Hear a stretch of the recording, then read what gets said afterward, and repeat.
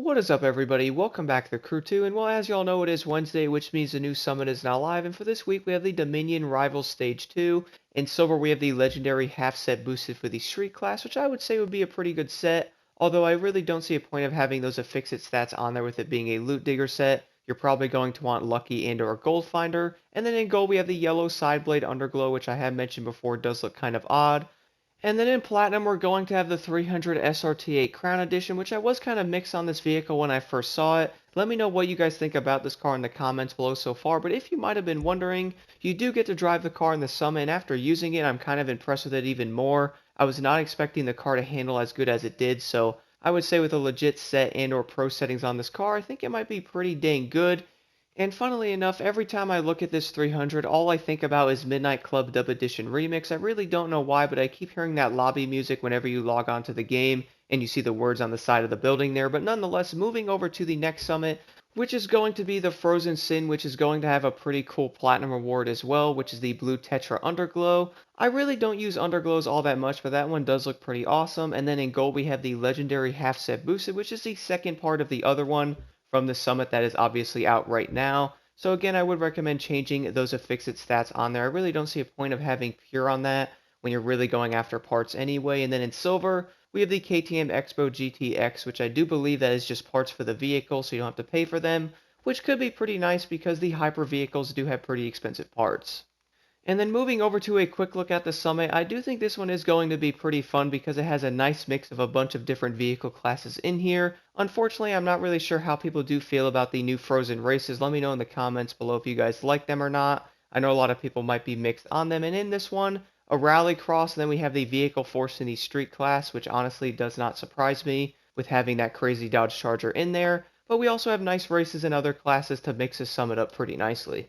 And then moving over to the next summit is going to be the Demons Unleashed, which if I had to guess is probably going to be a Halloween themed summit by looking at the Volkswagen Combi Ghost Hunt Edition, which by the way is a pretty cool car, even though it might look kind of weird. Then we have the silver Dodge Charger Hellcat parts in there, because you know the Dodge Demon and all that. And then in Platinum we have the Halloween Pumpkin Rooftop, which does look pretty cool. I would say that might look pretty awesome on some of the vehicles as well. And then moving over to the next summit, the Frozen Peaks has a nitro chemist boosted for the touring cars, which I have a feeling Ubisoft does like to troll just a little bit with some of the affixed stats on some of these parts, but then again, you can always change them if you would like to if you're not happy with the ones that are on the sets there. And then in gold we have the blue window tint, which obviously I think a lot of players already have that, and you should get some money back from that blue window tint if you already own it. And then finally, the last summit is going to be the Dominion Rival Stage 3, or at least the last summit we can see on this page at the moment, which if I had to guess that might end up being a vehicle. And now moving over to the Dominion Rivals Stage 2, starting off here with the lovely Speed Trap. So for this one, it's going to be the LA Harbor, which does require you to jump into a plane and go to the other side of the bridge there, which I did find that to be the easiest way to do this one. The Corvette Stingray is probably going to be the best drag vehicle to use on this one specifically because for some odd reason this car can turn a little bit and there's a bit of a turn onto the bridge, plus if there's going to be some cars there, this speed trap might become a nightmare pretty fast. And then moving over to the next skill is going to be an escape, and for this one I did end up running an Alpha GP car, which I would say every player is probably going to use the same vehicle on this. I feel like the Alpha GP car is going to be the best option because not only is it really fast, but it can also handle really well, and this is going to be Big Sur, so there's going to be a lot of turns on this one regardless of the route you guys go, because I did notice the checkpoint is sitting between 3 different roads, and I also noticed you could probably go any of these 3 routes and still get a pretty high score, but I would say the Alpha GP car is definitely going to be the best option on this one. And now moving over to the next skill is going to be an Aerobatics, and for this one I would say is probably going to be pretty straightforward. I did end up running the Zivko Edge once again, which I do believe this is the only plane I've been running, but if you guys might have been wondering, this one is basically capped at around 151,000, so if you do get like 149, you probably won't be able to get that much more, which is probably going to make this pretty easy to do instead of trying to get like that extra 2 or 3,000 points out of this. And now moving over to the first event is going to be a hypercar race with the lovely Maserati MC12. I personally have barely driven this vehicle, and what's kind of funny is I didn't even have a build on this, which means I probably have never used this car before in the past, but to my surprise, the car did do pretty dang good, and I could probably do a little bit better on this one because I honestly wasn't doing all that great. And the main reason for that is the fact that I really haven't driven the Maserati at all, but I might have to take another look at this vehicle. And then moving over to the next event is going to be a street race where you get to drive the lovely 300 SRT8 Crown Edition. I did mention before I was generally surprised with how good this car actually is. It does handle very nicely. The speed is kind of interesting, but then again the car is base level, so I really can't judge it yet. But I do recommend trying out this vehicle if you guys are interested in it, and I know I'm not the only one getting heavy Midnight Club Dub Edition remix vibes from this car. And then moving over to the next event is going to be a hypercar race, and for this one it is no restriction, so I did end up picking the KTM Expo GTX, which to my surprise, guys, this car did an incredible job on this race because it is Latrell's car part 2, so it's going to be 2 laps, and I noticed this race can be kind of tough because of all the turns, but the KTM was honestly eating all the turns for breakfast. It was kind of shocking. I do recommend trying out the KTM on this race if you guys have not. And then moving over to the drift event is also going to be no restriction. So for me, I did decide to pick the DeLorean DMC Outadrift.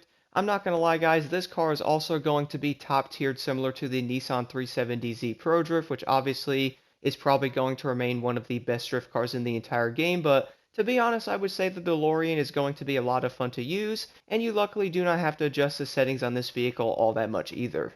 And then moving over to the drag race is also going to be no restriction. So for this one, you guessed it, I did end up picking the Corvette Stingray once again, which honestly for this one, you could probably run any of the drag cars. But one of the biggest issues is with the Santa Monica drag event, there's going to be like a hill in the middle of the drag race when you're going down the strip there. I noticed depending on the vehicle, you can probably lose yourself pretty fast. But luckily the Corvette goes over it with no issues at all because this is really not a normal drag car. But if you guys might have been wondering, by the way, right after you get over that little hill, hit your nitrous and you should fly right into where the checkpoint is. And now moving over to the final event in the summit is going to be a street race mixed with one of the hypercar events. And you do get to drive the lovely Ferrari F12, which is probably one of my favorite street cars in the game now. After driving this car a good amount, I can definitely tell it's going to be pretty decent. The handling on the F12 is actually really good, and to my surprise, it's better than I really thought it was going to. But the main issue with this event though, guys, is the fact that it is a hypercar event. So this race is basically on the highway the entire time, and while the Ferrari only does around about 233 miles an hour, making it one of the slower street cars in the game, but luckily this car does have really good handling, which kind of makes up for that lower top speed. But anyway, let me know if you guys have any questions at all in the comments below. Let's jump right into this summit.